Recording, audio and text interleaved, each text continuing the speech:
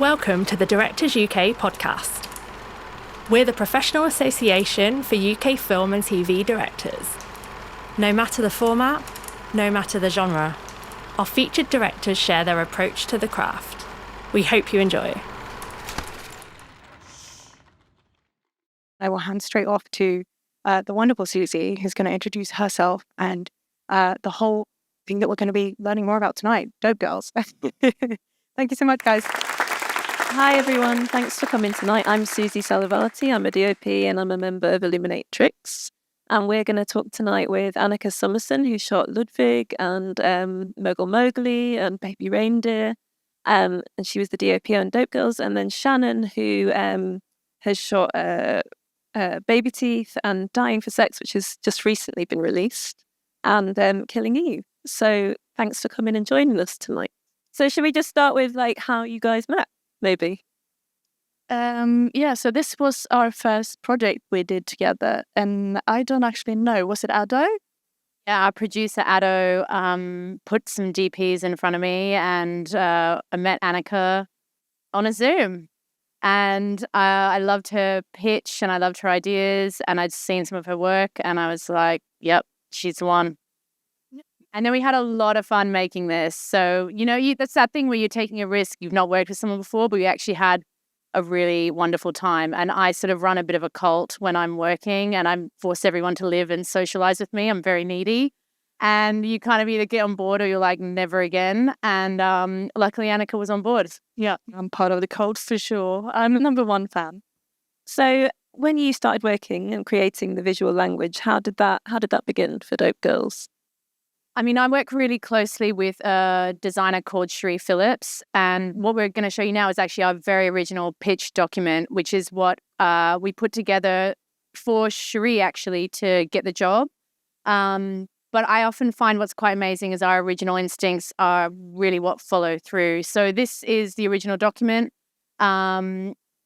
We knew because the writers were Polly Stanham and Alex Warren, and Polly was originally a playwright. I'd actually directed a play of hers about 15 years ago. And she's got a very punk energy to what she writes, and we really wanted to capture that visually. So this is an example of that. We did know that a really massive set piece was going to be recreating Trafalgar Square in 1918 during Armistice Day, which we were like, our budget's not going to cover that. How are we going to do it? So we knew that we were going to have to work with volume stage for the first time, for me, for the first time, which was terrifying. I started in theatre. I don't really love lots of tech. So it was a big challenge. And this is a really interesting page because we really stuck to this color palette. You should talk more about that. Well, we started liking the purple kind of fade on that picture in the middle at the bottom there. And we kind of had that as a starting point. And then we picked a few colors like the green in the top right and then a red. And then we kind of built everything around that a little bit. But we were so lucky to have this Bible that Cherie made for the project, and we just basically built on that. There was a lot of pictures that kept coming back, like the top left one there, we really liked the look of, and then we would just kind of, whenever we were unsure about anything, we just went back to this, and we would just remember these pictures, And something that I was really keen on was, I'm obviously Australian, and I was so anti the idea of that kind of sepia look that is often in ye olde kind of dramas. And because I'm not precious about any of it, I was definitely not doing that. I said, if anyone has soot on their face or says, I governor, they're offset. Because, this was actually a very exciting time, and people were really celebrating the fact that they hadn't died essentially in the war. And so it was a really liberating time, and I wanted it to feel like we dropped cameras into that, and we could all as audiences have that exciting feeling of going out clubbing again for the first time, and to really honor these women. I'd never thought about it before until I read the script, but the idea that women didn't want the men to come back from war, I was like, never thought about it. But some of them had obviously been in abusive relationships or just didn't want them to come and take the jobs that they'd really been enjoying. So visually through the colors, we really wanted to capture that excitement and the vividness of it. So you can see a lot of the original images from the period that then we were recreating. And did you do like camera tests to look at the color palette as well? Yes, we did camera tests with costume and makeup. And in one of the locations that we used, we were very lucky to have one house, or not, maybe not house, building that Cherie transformed into 7 different sets. So it was just this building in the countryside, or manor house, or whatever you call it. And she basically made that into police station, boarding school, well, you name it. It was literally 7 sets under one roof. So yeah, we literally just jumped in between different rooms. Yeah, because we shot in 1918 Soho in Wales. In not even Cardiff, in Bridgend. So yeah, this was very first just mock-up of what Trafalgar Square might look like. I can really see how this came through though in the final shots of that sequence, the colours in particular.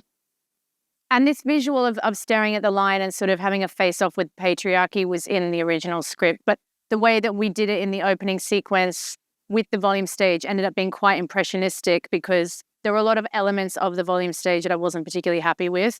So we kind of went with the more painterly look of it. So when you'd done the camera test, did you work on the lot? Did you develop the lot with the colorist? Yes, I tend to make like 3 or 4 lots, or maybe more.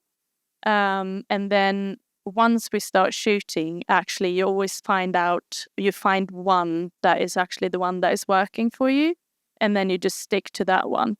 So we did develop quite a few, but we ended up using one that I named Possum in honor to Shannon.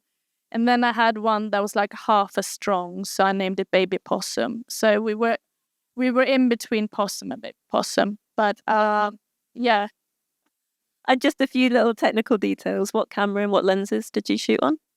We shot on the Mini LS and the master built lenses, and then I could also, on this one, I could afford to carry like a portrait lens, so I had like a Canon Dream lens and a Petzval lens that we used for like certain kind of effects.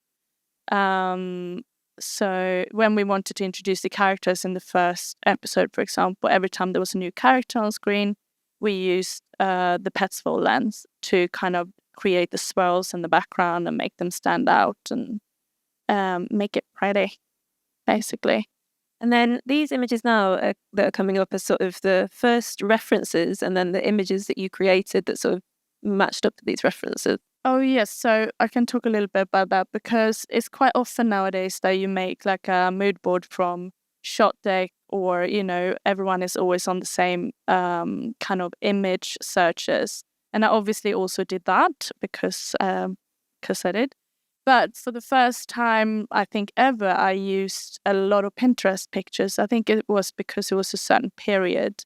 But also all these Pinterest pictures, almost all of them are black and white. And but then we had this massive Pinterest document that we shared with Cherie.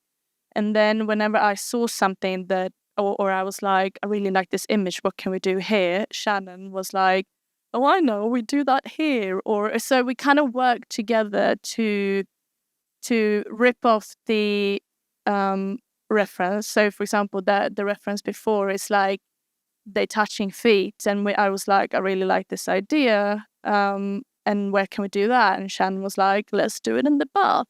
So suddenly they're like, they're touching feet in the bath. And then we kind of, whenever there was an image we liked, we tried to do our own version of it and kind of just grab the idea. Not sometimes straight, that's just the ceiling that we really liked, and Cherie incorporated the ceiling in the set. She's really good at being very much a good to the DP and director. She's incredible, actually. Yeah, it sounds like it was a brilliant collaboration between you all. And we also have like a board on set with all the photos that we still haven't quite achieved the images of. So when we're bored, we like, especially with our background performers, we suddenly, if we can't have an idea for what the image should be in the background, we go to our board and go, what haven't we done yet? And then we pull it off. Yeah. And this one in particular. Yeah. So it was really interesting because this is the Salucci family, and we shot this in a very tiny set. In fact, Annika and I, well, I'm always under the table, but what was really interesting was Annika woke up that morning because we always drive in together because I'm needy. And she said, I've had this vision, like we have to do a portrait with Salucci family. And I was like, okay, great. And something that I love doing is tableaus with the extras. And we started off with this one, but then it built to a whole bunch of different sequences, which are in the piece as well. But I also work all the time with a movement coordinator because I started in theatre and we always have movement coordinators. And so she helps me when we have a lot of background to get them warmed up, to do physical exercises with them. I'd also work with that way with the actors. But this language with them is so easy to do because they've workshopped this with us many times before. So we can ask them to pretty much do anything on the day. We had like 3 minutes to capture this at the end of the day. And Annika was like, my portraits. And I was like, we'll get them. And it's one of the most amazing moments in the piece. So, yeah. Well, can I also just say that, like, Shannon can get actors to do anything she wants. Like, they love her. And if yeah, well, they do. And so not everything. Well, you can be quite harsh on them, but I think that also, yeah. But I also think that means that they kind of know you're not bullshitting them. So when you say, no, that's not good enough, they're like, okay, what can I do to make it better? You're not just going to say like, oh, I loved it. You know, you give them valuable feedback. So I think that especially when it was like 3 minutes left or something, and we wanted to make something or improvise something, because we did quite a lot of improvisations. Yeah, and they're always game because they want to like please you. But that sounds like Stockholm syndrome. But actually, also what it is the fact that because from the beginning when we do these rehearsals and they have these movement workshops, they all know, and our essays are amazing. Like for me, essays are so important. They're the tapestry of all the frames. And so I think rather than just sort of get them to walk from here to there, I kind of learned this from listening to, so Baz Luhrmann's wife, who's the extraordinary designer, Catherine Martin, when they had extras on any of his films, they all got a tiny book with a really detailed description of all their characters' backstory. I can't afford to do that, but sounds amazing. But I like the idea. And so I work with all the essays, and my movement coach, Imogen, does too, so that they really feel a part of the world, and they will offer so much all the time. And we knew we couldn't shoot super wides. This was a big part of this. We had a very short studio. So we just made the decision that we weren't going to do wides, and it was going to be quite tight, claustrophobic kind of shooting style, which I was excited by. But part of that was that the extras were going to be a lot of the background. Yeah, I mean, we didn't have that many extras. Do you remember when we were going to have like the army returning from the war and we had 6 people? We had this great reference of people walking across the hill, and yeah, we just had to scrap that. We're just like, okay, fine. Yeah, good times. Yeah. So just to go back to your collaboration with Cherie Phillips, the production designer. So the majority of this was set builds, right? Yeah, this is actually in a dungeon in a castle in Wales, but often it was set builds, yeah. And what else was on location that you shot? We had one scene at night when when they're kissing in an alley.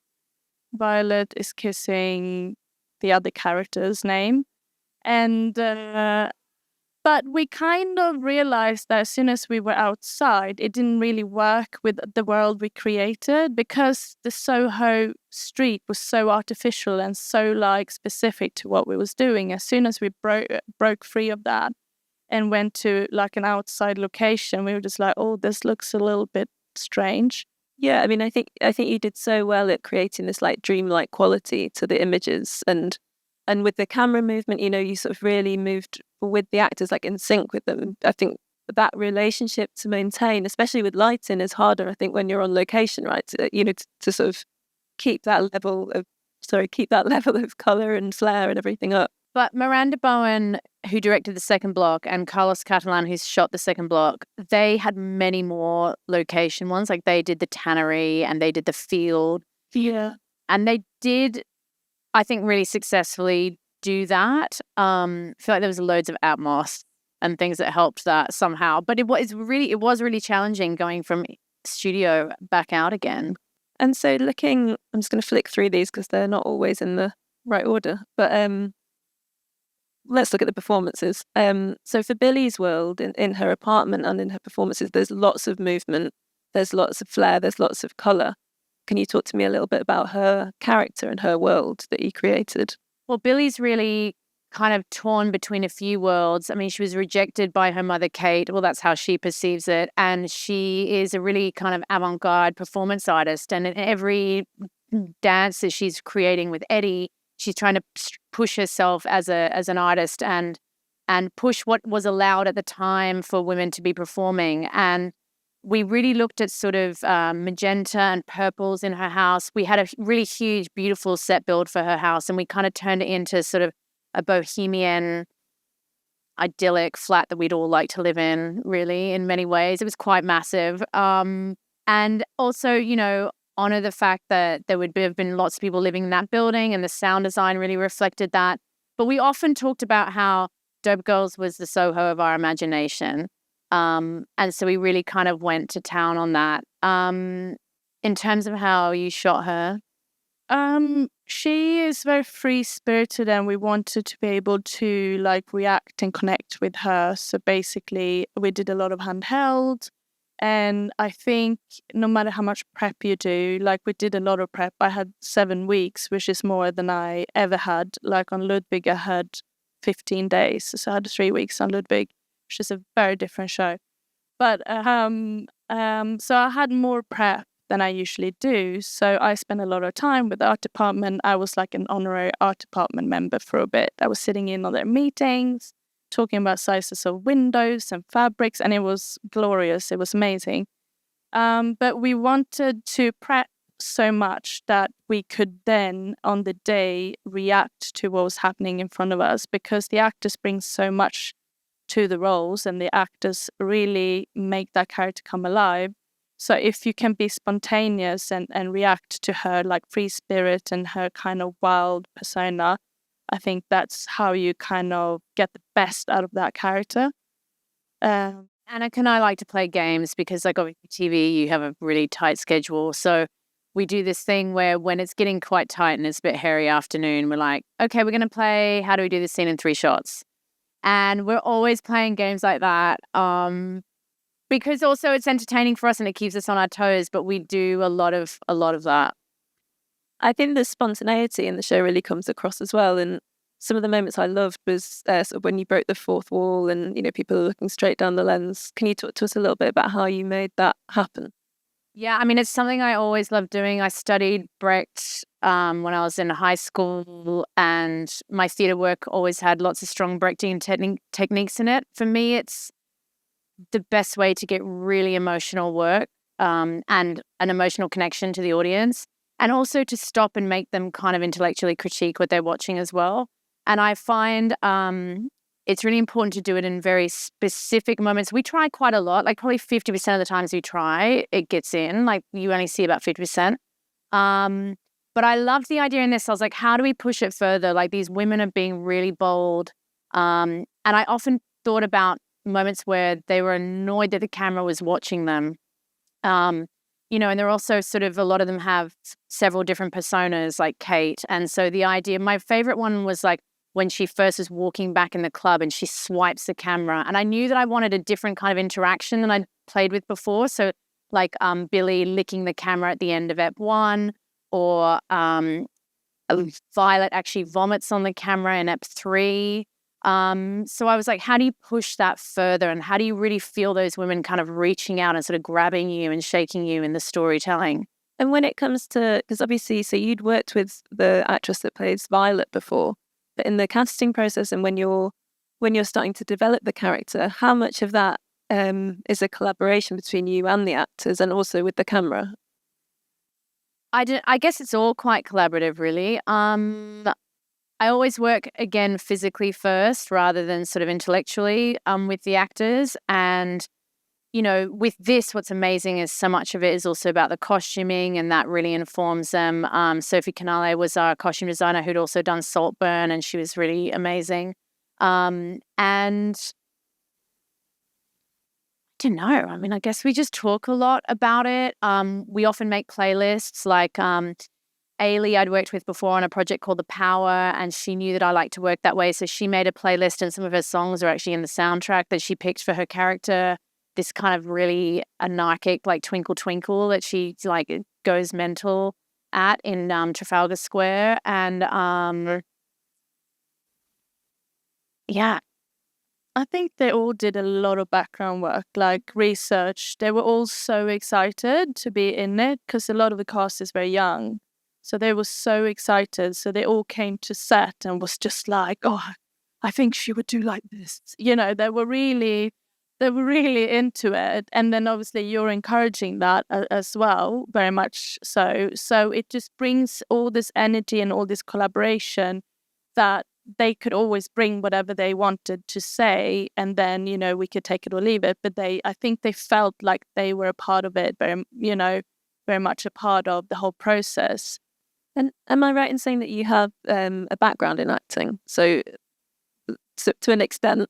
I mean, like, I went to a university that didn't have a directing program, so I had to study performance, and I did an honors in directing, but I was forced to do acting, and it was amazing. I hated it, but it was amazing in terms of the process. Like, I was one of those people who adored the rehearsal room. Like, I performed in musicals as a child in Asia for years, but I loved the rehearsals, and the second I had to actually do the show, I was like, oh, this is so awful and stressful. But I learned a lot, and I have observed actors for a very long time, and I absolutely adore them. And Eliza Scanlon, who plays Violet, who was also in a film I made called Baby Teeth, I wanted to make sure that she was totally different in this. For me, it's not interesting to work with actors and do the same thing we've done before. So I was like, how would you like to play a policewoman who's closeted in 1918 and have a Manchester accent? You know, and she was like, okay. So it was, it's great. They're all really pushed. And, you know, the Salucci family, Rory Fleckburn is a really interesting actor I'd wanted to work with for a long time. Dustin Demery Burns I'd never met before. Our actor who plays Turner as well was someone I'd never met before, Ian Bonner, and he came in and was very quiet and was like, he reminded me of Mark Rylance, so like when he came in and auditioned, and I thought, wow, you're such a subtle, quiet performer. Like, to watch you play a villain would be so interesting. And Julianne Nicholson I've wanted to work with forever. And she's just an absolute dream. But I remember, you know, the BBC, like, good on them. They really do rigorous kind of auditioning. And they were like, she needs to audition. I'm like, but she's like so famous. I can't get her to audition. Anyway, she was like, no, I'll do it. There were just all these, like, Umi came in. She just graduated from drama school, who plays Billy. She fell off her chair in the middle of the audition. She was a complete mess. And I was like, you're Billy. Like, yeah. So it's you know, it's just a really interesting, I love auditioning. And so when it comes to visually telling the stories of these characters, obviously Violet's style, sort of framing of her within the police world is very different to Billy's world. I'm just going to find some of these images now. Yeah, it's a much more structured world than we were actually. Shannon allowed me to be on sticks and dolly for that. Because most of the time we were handheld because we felt that was appropriate for the characters. But in Violet's world, we did much more kind of deliberate movements and deliberate tracking shots, and just confined her in the space much more. So yeah, she's the opposite to Billy, really. We just went Yeah, absolutely. I feel like you feel uncomfortable when you're seeing her in that space, and the beautiful sort of big wide shots that show the architecture as well. And then going back to Kate's story. So at the beginning of the show, when we see Kate for the first time, she's like in a very different place to what we'd soon realize is going to be her reality for the rest of the show. Her husband returns. And again, I feel like there's a little bit of that kind of more of a still kind of camera and lots of lines working through the frame. I mean, we shot her village life like day 1 and day 2 as well. So it was very much like the beginning of it all. And I guess this is the most like periody part of the thing. Oh no, we're making a period drama. I know. And we're like, uh-oh. You did get a bit worried. We're like, oh, is this right? But yeah, and then when she's only in this world for like 3 pages or something, and then they travel to London, and then she enters into the more kind of vivid the more, This was shot in an really old house, close to the period, and on location. Yeah. So this is on location. I lied a little bit, but that's okay. But this shop is the butcher's is built by Cherie in that house that had 7 locations. So that was like a garage, and then she just gutted it all and created this amazing butcher's. And how do you sometimes when you're shooting a series, you're jumping across different episodes as you shoot and different parts of each episode. So to have such a distinctive style, for different characters at different points, was it easy enough to keep track of where you were in the schedule to make sure the cinematography was the right choices? I always pestered the first AD a lot about the story order, which is, as you probably know, the document with all the scenes just in a big document, and they usually send it through, and it's never color coded, and I have to email them back and say send them in color because I'm a DoP, I only do color, and then they send that through, and then that's how I keep track of because you get like a really good overview, and you see like, oh, that's night 1, that's night 2, and then I can kind of track my progress and make notes on scriptation on that document. Annika's the most prepared DP I've ever worked with, and it's so amazing to like just know that you're in safe hands with that all the time. But then there's also like when we get picked up early in the morning, there's also always something exciting where you're like, I found this image that I also want to do. It's really fun. Like we always kept the spontaneity alive as well. But you're so prepared. It's so brilliant because my brain doesn't work like that. But I'm very excited that yours does. Yeah, but you go in and improvise the shit out of it. So yeah, it's a good combination. Good combination, exactly. Because then, the DP needs to respond to everything at all times as well, which I think is really fun. So, yeah. And then some of the more challenging scenes, I know we've spoken before about the Soho Street. Do you want to let us know a little bit about how that went? Okay. The studio. So they built the Soho Street in an abandoned COVID hospital in Bridge End. So like the floor was sticky from like disinfectant, and it wasn't soundproof. There was no power, and there was like skylights where the light came in. So we had to basically use a massive part of our budget to pull in power, cover the windows. We had to, what did we have to do? We had to heating, and we had to soundproof it, but we could only soundproof 2/3 of it. So we had to decide which sets that were least important that could be most likely ADR Still when it was raining. pigeons always stuck in the roofs. But it and- was, but the rain was like the worst because in Wales in autumn it rains sometimes. And it was literally just that when it rained, you couldn't hear what another person, I should have put a video up on that actually, because you were like, say what? It was like so loud. So we had to pick. So I think we soundproofed the Soho Street and the club, and we didn't soundproof Billy's. because every time it rained, we were like, oh. Yeah. So there was limitations, and also it was really low ceilings.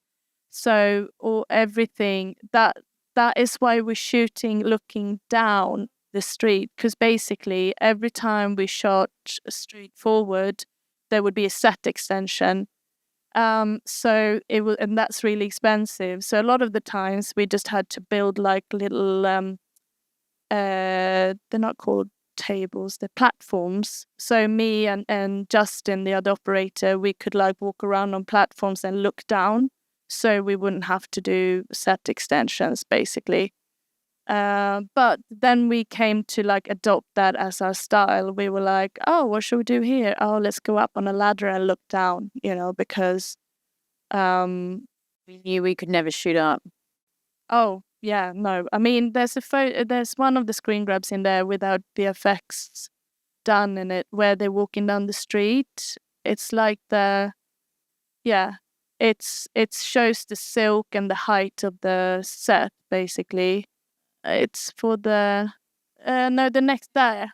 So yeah, that's how short it was. That's the silk, and then I had like 80 vortexes or something over the whole street and everything. But that is literally, and above that is the ceiling, like just above the vortexes. So first time I came into that warehouse, I was just like a little bit stunned. I was like, there's no roof here. I mean, it's so there's low. only one street and two tiny little bits where it juts off, and we had to like keep redressing it and using. Yeah, tried to make it look like a whole Soho.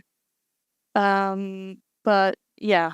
And how about like smaller sets? So I've got written down here that there was a tiny restaurant that you... That's the Italian restaurant where we did the portraits. I mean, these rooms were really tiny. These were real cells. The bottom of like a food court or something weird. No, but yeah, they're real prison cells, but like unused. It's like they're not obviously now, not used. but they now. And from a lighting point of view, in terms of like the more technical stuff, the fixtures, you mentioned vortexes a lot for the silk, through the silks. But in like Billy's apartment, what sort of lighting were you favouring? We used Dinos. We used a lot of light mats and asteras, and I mean we took a bit of liberties because there shouldn't be that much electricity around this time. Apparently, only 6% of like households had electricity, but we said fuck it, and then we introduced electricity to Billy's house. But also, like, we could have faked a lot of gas lamps, which we did have a lot of fake gas lamps, but we couldn't fake it with gas, because then you have to have a fire team or an SFX team and a fire department. So we kind of sometimes, I had like these gas lamps that were made to look like they were, with a little flickering LED and stuff. But a lot of the time we just put bulbs in. And also they didn't have frosted bulbs at this time, apparently, which is something I learned. So, but we also ignored that. I think it worked really well in Billy's with the coloured drapes over the windows. It sort of justified a bit more colour in the through the lighting. That's kind of our approach. We were like, we want more than just daylight and firelight. We wanted colored lights. So sometimes I use like purple light, or sometimes I use green light. But we tried to kind of find, we maybe put like a green gas lamp in, or we put in something that could motivate it if you like, just to motivate the warmer light coming in through the windows. We hang like a lot of orange fabrics, and so we tried to, I tried, but yeah. And then I think these images are rehearsal photos. Yeah, so this is an example of what I do. This is Kate with both her daughters. And so we just run, usually like for groups, about an hour or 2 hour workshop. And they work with my movement coordinator. This is a Salucci family, so that they, are tactile and feel a sense of history and connection, so that there's no reason not to kind of really be in sync with each other once they're on set. And they also do their own work and go out to dinners together and all of that lovely stuff. But I like to facilitate some of it. Beautiful. And then, so what was it that attracted you to the show in the first place?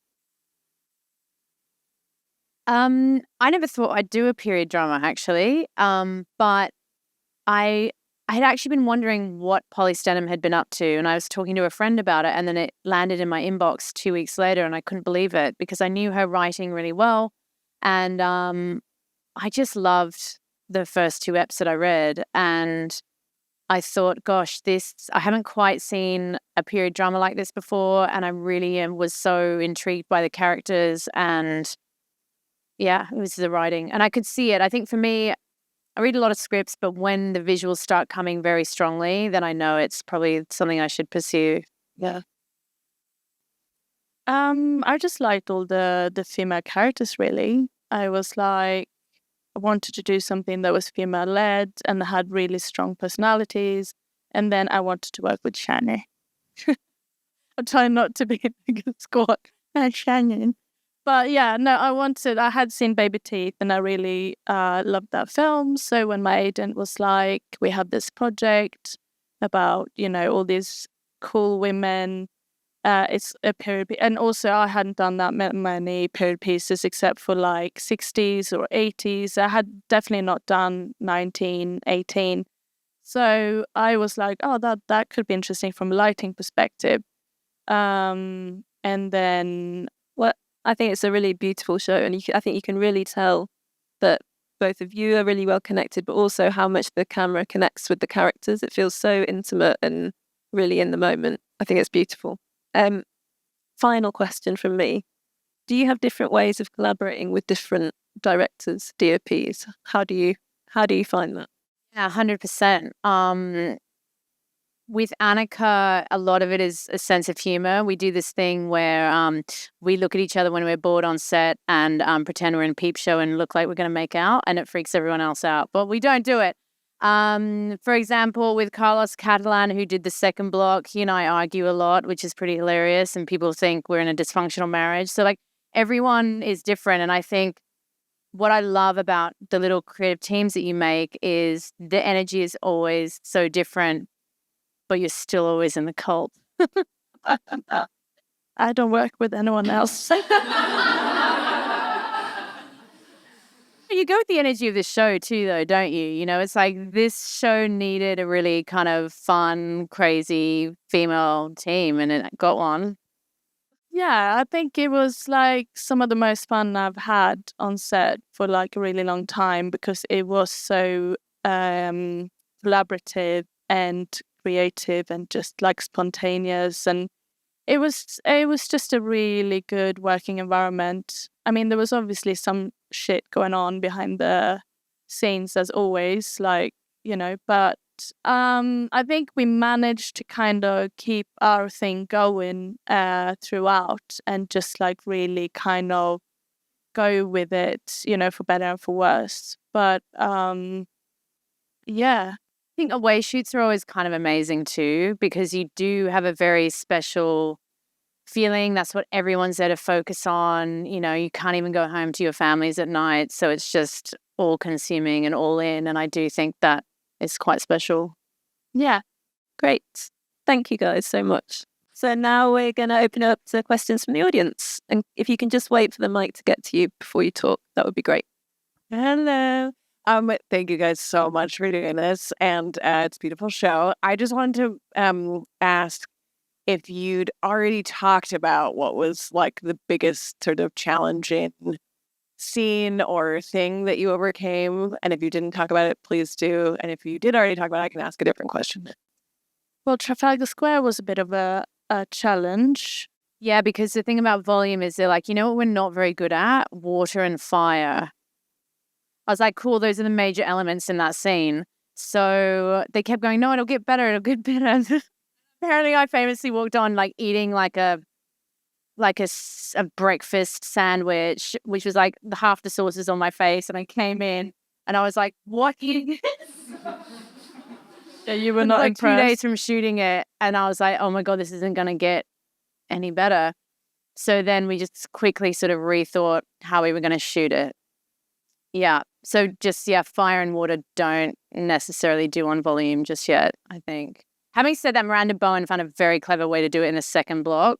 But she did do, like, she filled the fountain and did beautiful reflections. And yeah, she nailed it, actually. But not, yeah. My biggest argument was about sheep. In the opening ep, there's a moment where Kate walks off towards these beautiful kind of ruins. And I had a big fight about whether we could get the sheep there on the day or not. The sheep had been there every time we'd ever gone to the location. And then they were like, well, but maybe they can't come on that day. And I was like, somebody make this work. We also wanted a horse for the river. That didn't. No, but mind you, all those scenes got cut. So that was like the 6 army people returning from the war. Such a beautiful shot, but yeah, it didn't. It got cut. Yeah, so no sheep or... The armistice scenes you were saying were quite challenging. Oh, yeah, but that was because we had so few essays and the script actually said, like, she walks on the street in Soho and these fighter jets come above her and like, they drop, like, this confetti and then there was, like, fire and there was so much going on. And we obviously started the prep going, like, oh, of course we're going to do all of this. And then you have, like, nothing. You know, you don't get a VFX plane, you get nothing. So that's also why that scene is very simplified and shot looking at her. Everyone's looking one way and then she pans away towards camera and the camera jibs up. And if we would have jibbed up like half a foot more, the frame would have been empty. Like everyone was like crammed in. So it was like filling just the frame. And the cameras are roaming in there as well afterwards because then we did and you know, SFX are hilarious. They're always quite rogue and they're like, yeah, we'll nail it in the first go with all the confetti. And you're like, mm-hmm. And they kind of did. That's actually what we was had no amazing hope at about, all. yeah, we were like, it's never going to happen. And then I think we were all just crying because we couldn't believe it was working. And then the essays were so beautiful in that moment and the cameras were roaming through. And we just let them go for ages, actually, because they were so in it. So it did end up exactly as we kind of wanted it in many ways. But yeah. Yeah, we just made it to something different that it was on the page. But I actually think it works as a much smaller intimate scene. I can't really think of any days that were like, what's any every day? but not more than like others. Like,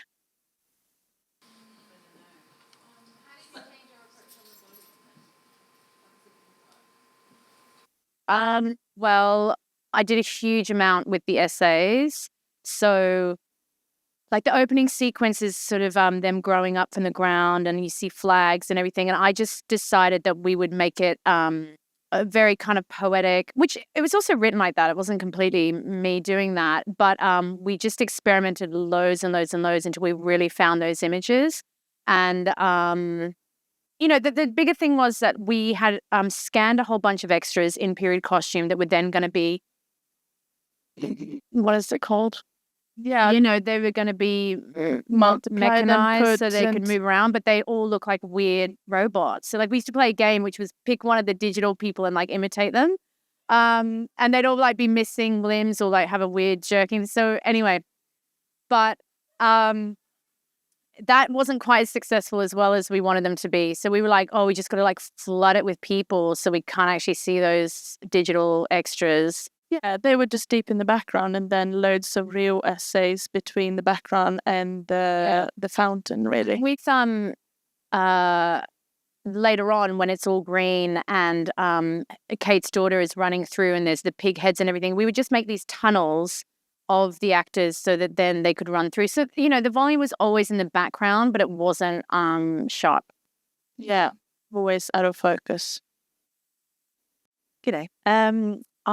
So a question about approach to coverage of a scene. And you'd obviously talked about how sometimes you play the game of can we do this in 3 shots? But one thing that struck me was just how varied the coverage was in the scenes and how varied the composition was. And I just wondered how you approach blocking. And then as a result, you mentioned you had another operator. So like, how did you approach capturing those scenes and creating that kind of real spontaneous sort of nature about it as well? Well, a good one is that when we did Turner and Violet in there, in his office, we became quite obsessed with the idea of when we could get away with it, doing scenes where we just focused on eyes or mouth and did quite bold sort of coverage. To be honest, though, it's amazing. Like the producers completely trusted us and everybody saw our rushes and no one said, what the heck are you doing? So I feel like often we were also experimenting with how we were going to cover the scenes. We did plan it, but it was always, no, we didn't want to stick with only one thing. We planned it like the night before and in the morning. And then if the actors brought something else, like they could very well go, they actually didn't. But if they would have said, no, I'd rather stand over here, we would have gone, okay, let's see how we do that. We weren't like set on it, but we did have those plans. I'd draw like a 5-year-old on like an iPad, and then I have the production print them in the morning for us and for the other operator, Justin. So we don't hand it out to everyone, but I do like a floor plan with the camera plan, and then every morning, we print them out, and I also put some reference images on them. So just like a few key images.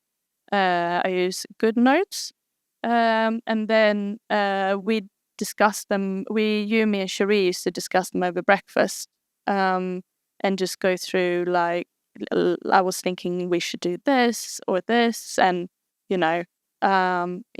Wasn't there a scene that you did? Maybe this is one of the spontaneous ones where you had like a green screen and everyone was moving fast or slow.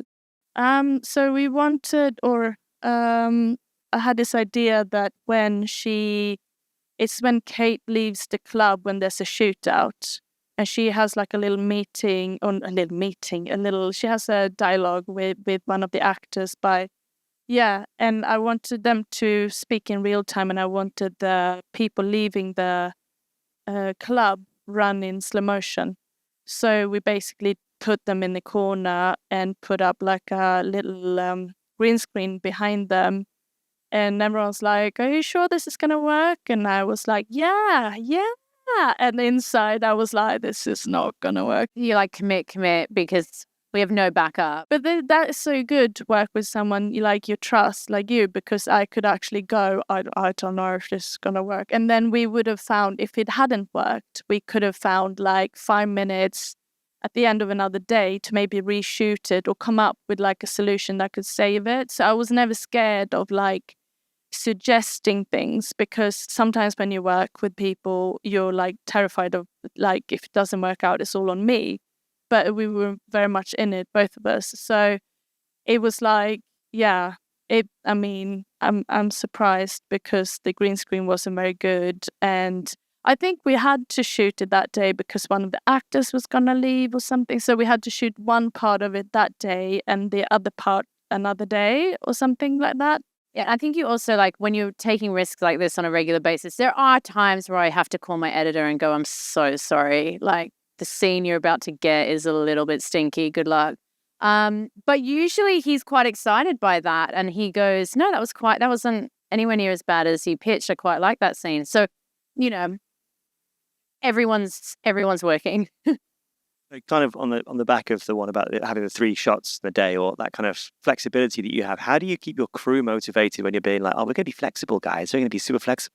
How do you not have the gaffer come up to you and slapping you, or do you just have a gaffer who's just like remarkably tolerant? Like, what's the trick with that? He loved you. Your team adore you, actually. the same way the actors like me, they love her and they'll do whatever she wants. No, but we were confined. It wasn't like we were going to a street and going like, oh, no, now I want to look this way. You know, the lighting was very much consistent to that set. So let's say Billy's flat, the lights were in place and then they're on a desk. So I go switch these 3 off, turn these 2 on. So it doesn't involve an extra work for them. It's just a desktop that is like sweating. That it doesn't rile them because there's no big, just small. Yeah, weirdly, the only people that panic when you do this work is the costume department. And they always have a complete conniption. And they're like, what scene is this? I'm like, it's made up. Just don't worry about it. But they panic. You just like, swap the 2 hats over. And costume are like, no, don't swap the hats. Yeah, that was, yeah. But no, I should say that they were also amazing, the crew. I mean, they were maybe they were tolerant actually, but they're absolutely amazing. I mean, Chris Bird, the gaffer, he's been doing this for like 40 years. Thank you guys so much for being here. Such a lovely talk. I was wondering if we could take it back to development and pre-pro for a moment, because I was curious. You talked a little bit about your background in theater and about pulling from Pinterest, but I was curious as to any other mediums that you pull from that you find particularly generative and inspirational for informing your work. I mean, I go to art galleries all the time. You also see a million plays. I do see a lot of plays, yeah. And I just actually was it last weekend? I saw this amazing choreographer I'd never seen before called Holly Blakey, I think. Oh, her work was incredible. Yeah, she's massive. I didn't know about her. But on Thursday, I'm actually going to some art gallery, the Hayward Gallery with Julianne Nicholson, actually. And like, I just love consuming all forms of art. But I went to a theatre school called NIDA in Australia, and they were so tough on us. They were like, you need to know every single person in every discipline of the arts and know their body of work. And it was always about being an informed artist. And they drilled that into us so hard that I really live by that still today. And so I think most of my inspiration actually comes from fine art more than art and photography and things like that, but and movement, but less kind of from searching for things on the internet, actually. Okay, me too. I think so, yeah. Well, I do a bit of the same, actually. I go to plays and museums and art exhibitions. I travel quite a lot, which gives me inspiration, meeting other people, meeting people from different cultures. We spoke a little last time about how when you're working on a shoot and you come to the end and you're exhausted because it takes everything out of you, how do you like fill up again? How do you get ready to go again? And we were talking about all these exhibitions and traveling. Yeah. You've always got a massive holiday planned somewhere. Yeah, I do. I take inspiration from kind of different cultures, and then I obviously watch a hell of a lot of film. And what else? You love a music festival? Love some gigs, yes. I love, but every kind of art discipline I'm into, and I like making stuff with my hands. So I do like kind of handicraft. Is that what you call it? Yeah. Ceramics and knitting, and I like making things and like. So that kind of how I relax, I guess, by making physical things with my hands. Great. Thank you everyone so much. Thank you guys. It's been brilliant.